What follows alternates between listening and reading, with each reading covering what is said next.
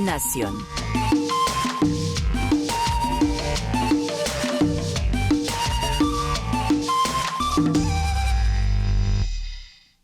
Saludamos a esta hora al analista de la Universidad del Rosario, Mauricio Jaramillo, quien nos atiende en esta mañana en Colombia y Radio. Vamos a conversar unos minutos, actualización de titulares, seguimos con él, sobre la marcha de la economía en el país, siempre tomándole el pulso y la temperatura, el análisis, para que los colombianos y colombianas entendamos bien todo esto tan grande, que no es tan complicado.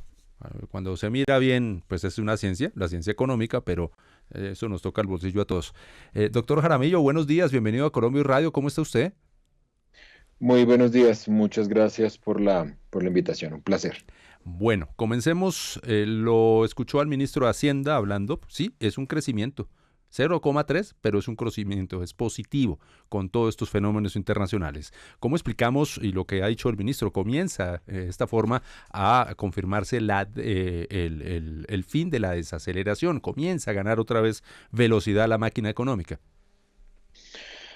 Bueno, yo creo que hay razones, digamos, para tener un optimismo, pero creo que es un optimismo moderado.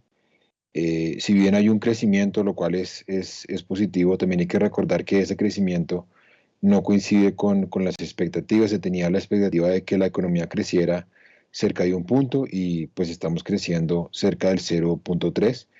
Entonces, ahí hay dos cosas para aclarar. En primer lugar, que hay una recuperación económica que se confirma, pero de todas formas hay que empezar a pensar en un crecimiento que sea mucho más robusto, en una inercia económica que permita además mejorar indicadores sociales.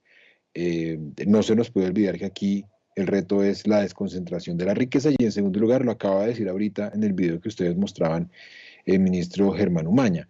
Es muy importante que Colombia no abandone el discurso de la transición energética, que es en últimas la modificación de su economía para avanzar hacia un modelo mucho más compatible con el desarrollo sostenible, es decir, un modelo menos extractivo, menos extractivista, que dependa menos de lo que hay en el subsuelo, porque ya sabemos que además por lo que le ha pasado a otros países de la región, la extrema dependencia en esos bienes que tienen cuyos precios más bien son muy volátiles en los mercados internacionales, nos hace muy vulnerables a lo que pueda pasar internacionalmente. Entonces creo que se trata de una noticia positiva por el crecimiento, pero insisto, hay que recibirlo con un optimismo, que debe ser moderado.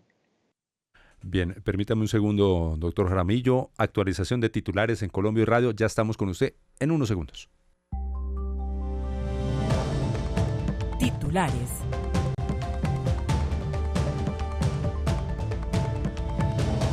El director de Asuntos Indígenas, Rom y Minorías del Ministerio del Interior, Germán Carlos Sama, instaló en Cali la Mesa de Organización Regional Indígena y la Asociación de Autoridades y Cabildos Indígenas del Valle del Cauca.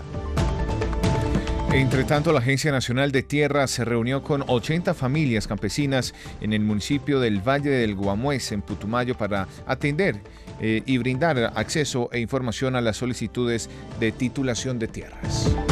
La ministra de Ciencias, Tecnología e Innovación, Yesenia Olaya, designó a Andrea Leiva Espitia como la nueva directora de Capacidades y Apropiación del Conocimiento en esta cartera.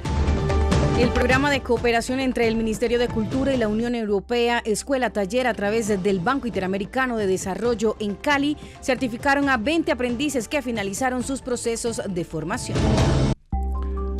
De esta noticia vamos a ampliarla en minutos. La Aeronáutica Civil inició el proceso de mejora en la vigilancia aérea con radares primarios y secundarios para el control eficiente del espacio aéreo en Colombia. La inversión superó los 345.000 millones de pesos. Ya retornamos. Colombia Hoy Radio.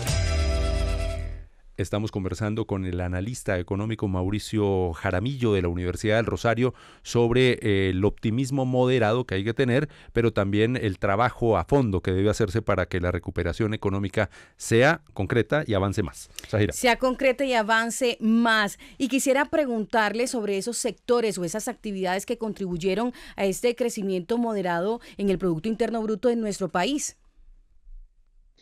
Sí, pues básicamente aquí volvemos un poco al tema del crecimiento. El sector de la construcción fue uno de los que, digamos, más aportó, pero, insisto, no aportó en los niveles que se esperaba. Luego la actividad de comercio también aportó casi un 3%, lo cual es bastante significativo.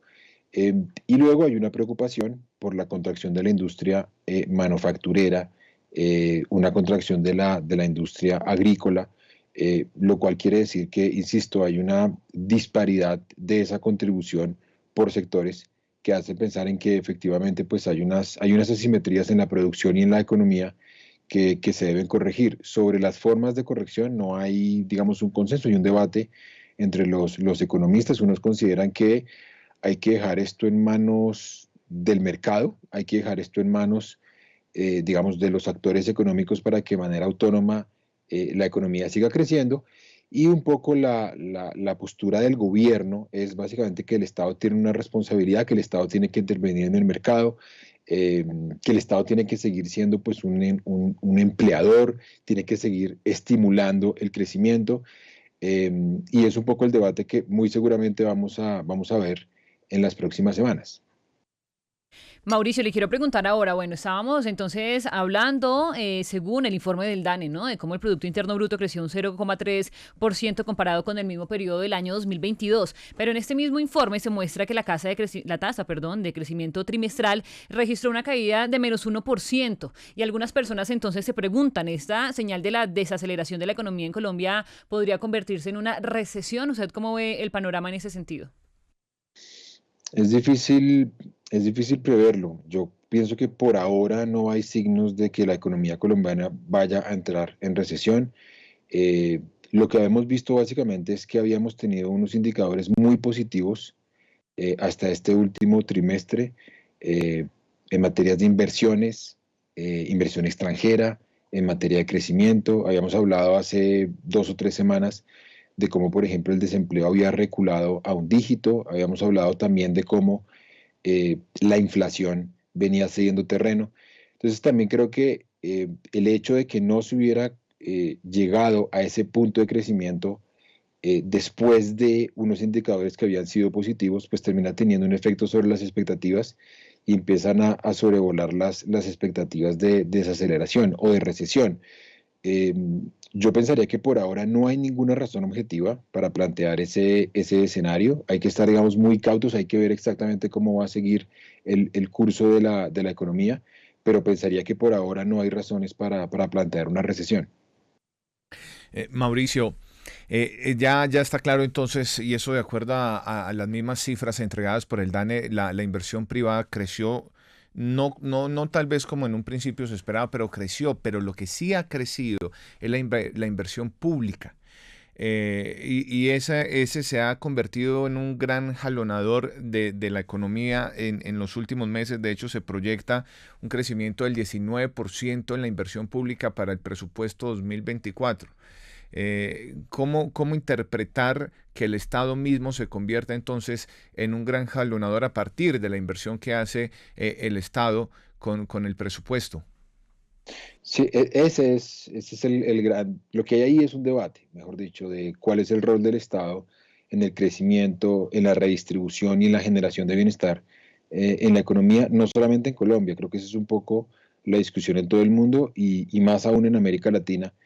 Eh, En buena medida, si uno revisa lo que ha venido pasando electoralmente con el triunfo de gobiernos de izquierda, pero izquierda muy moderada, es básicamente que la gente que termina votando, por ejemplo, por Lula, por Boric, por AMLO, en Colombia por Petro, lo que le está pidiendo a los estados es que intervengan un poco más en la economía, porque lo que dejó el legado de la no intervención del Estado en la década de los 90 fue básicamente un panorama en el que se crecía económicamente, se producía riqueza, pero no había manera de que esa riqueza se distribuyera. Entonces lo que se ha planteado en el último tiempo no es estatizar, eso me parece a mí que es una imprecisión en la que han caído muchos cuando se plantea que el Estado intervenga más, es decir, lo que tú acabaste de decir, que el Estado, por ejemplo, invierta mucho más, que el Estado sea quien emprenda un poco por la reactivación económica, que sea el Estado el que impulse algunos sectores que sin esa ayuda del Estado pues básicamente no pueden competir. Entonces, lo que se espera de un gobierno de las características ideológicas del pacto histórico y los sectores de centro que lo están apoyando es que precisamente haya un Estado mucho más robusto. ¿Cuál es el problema y por qué eso suscita un debate? Porque algunos consideran que el Estado es ineficiente, que el Estado es innecesario, que el Estado no está para eso, que el Estado pues, es una gran máquina anquilosada que no puede competir con los privados, que el Estado debería dejar pasar, dejar hacer.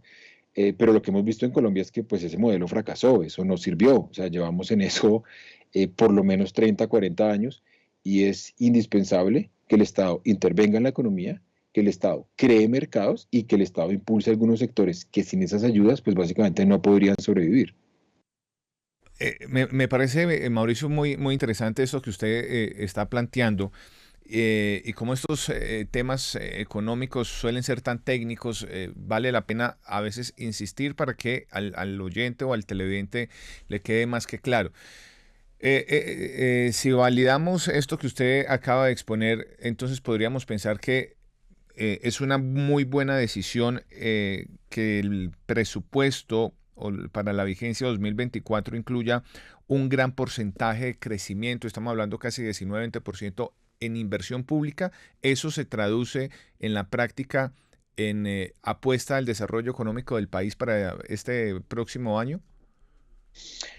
Es difícil calificar eso, digamos, en mi posición. Yo no sé si sea acertado o no, eso solamente lo dirá la historia. Lo que sí creo es que es coherente con lo que el gobierno prometió.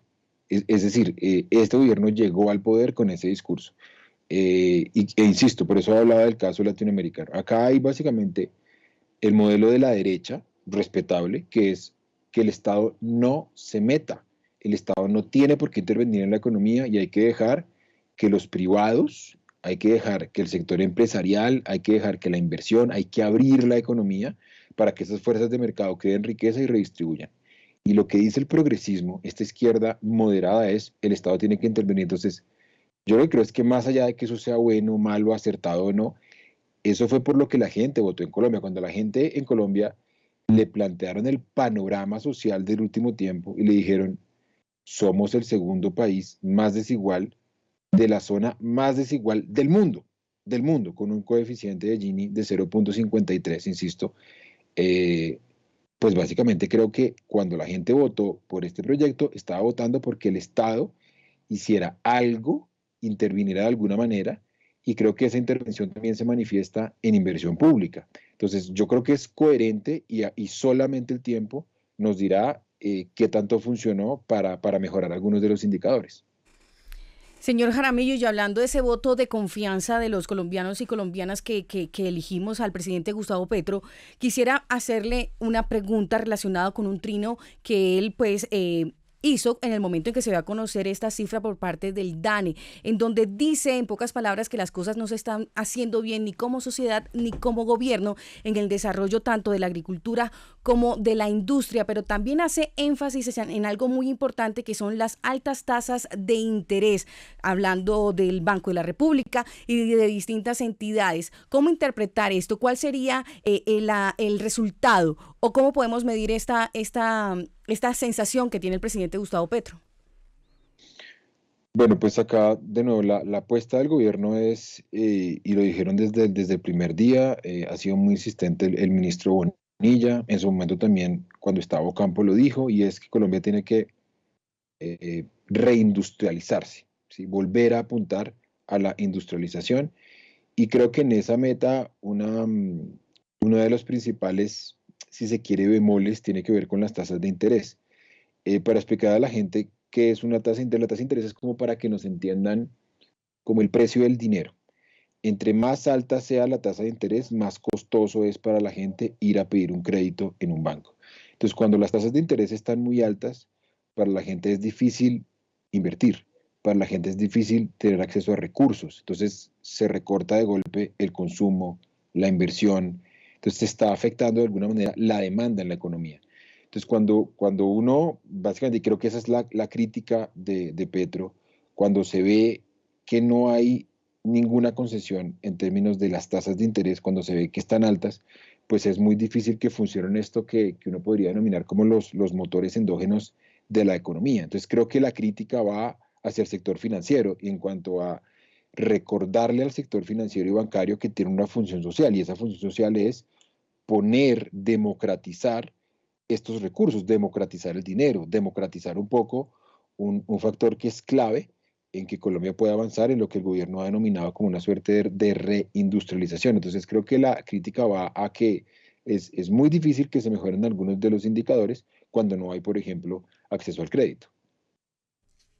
7 de la mañana, 13 minutos. Mauricio, quiero preguntarle ahorita por la economía popular. Finalmente, el eje central del Plan Nacional de Desarrollo, ¿no? Una apuesta grande que se quiere impulsar desde este gobierno, incluso con políticas públicas bajo un marco institucional y donde encontramos a muchas personas que en el marco de esas unidades económicas de baja escala se mueven, ¿no? Campesinos, la gente del barrio, qué sé yo. ¿Siente usted o cómo siente el tema de la economía popular en estos porcentajes, en el crecimiento del 0.3% del Producto Interno Bruto? ¿Siente que esa economía popular está ayudando a impulsar un poco, que falta reforzarla, que nos puede ayudar a alcanzar ese crecimiento que queremos? Cuando uno ve los resultados en el rubro de agricultura, digamos que el panorama es de todas maneras preocupante. La agricultura es muy importante en esta idea de economía popular. Dentro de las proyecciones que se han hecho en Colombia, no solamente en este gobierno, eso también digamos que fue muy importante en la época de Juan Manuel Santos, en la que, digamos, a partir de los acuerdos de La Habana, hay que recordar también, el tema de la tierra era uno de los ejes centrales, democratizar el acceso a la tierra, democratizar los créditos, por ejemplo, para los campesinos. Luego tuvimos 4 años del gobierno de Iván Duque, en que creo que sabemos que eso pues quedó en pausa, quedó en puntos suspensivos, y ahora con este gobierno vuelve a haber una malla institucional para que sea más fácil el acceso a recursos y en el marco de, como tú dices, de la economía popular. La economía popular es clave porque es la base de la paz, es la base de la redistribución de la tierra, es la base de la democratización del crédito y es uno de los objetivos más ambiciosos. Yo creo que eso está arrancando, es muy prematuro. Ya vimos, por ejemplo, ¿cuánto fue eso? Cuando se armó un poco este escándalo a propósito de la entrega de subsidios sin la intermediación financiera a través del Banco Agrario, todo eso que pareció ser un colapso y que se demostró que no lo era tal, eso demuestra hasta qué punto poner en marcha esta idea de la economía popular es una apuesta que no se va a lograr en 1 o 2 años, porque implica recomponer un tejido social que ha sido maltratado en los últimos 30, 40 años. Entonces, llevar el Estado en zonas donde nunca ha estado prácticamente, democratizar el crédito en un sector bancario, en un sector financiero que no entiende muchas veces, no siempre, muchas veces su función social, pues es parte un poco de esta idea de la economía popular, y yo creo que eso es una transformación a la que se está apuntando. Creo que es muy importante en esta idea de redistribución, de democratización de la economía, pero me parece que todavía estamos lejos de esa meta. Bien, doctor Mauricio Jaramillo de la Universidad del Rosario, analista siempre con nosotros en Colombia y Radio, entregándonos esas luces para que entendamos todos los colombianos y colombianas la marcha de la economía, cómo está el país en esta materia, cómo avanzamos en tema de inflación, de control de la desaceleración y obviamente la coyuntura internacional que siempre pesa y va a seguir pesando, y pues lo que se hace y el anuncio también que ha hecho el gobierno del cambio de incrementar esa inversión para romper esos ciclos de la economía que a veces frenan el carro y frenan el motor. Gracias por estar con nosotros, doctor Jaramillo. Muchas gracias a ustedes por la invitación. Les deseo un feliz resto de día. Colombia Hoy Radio.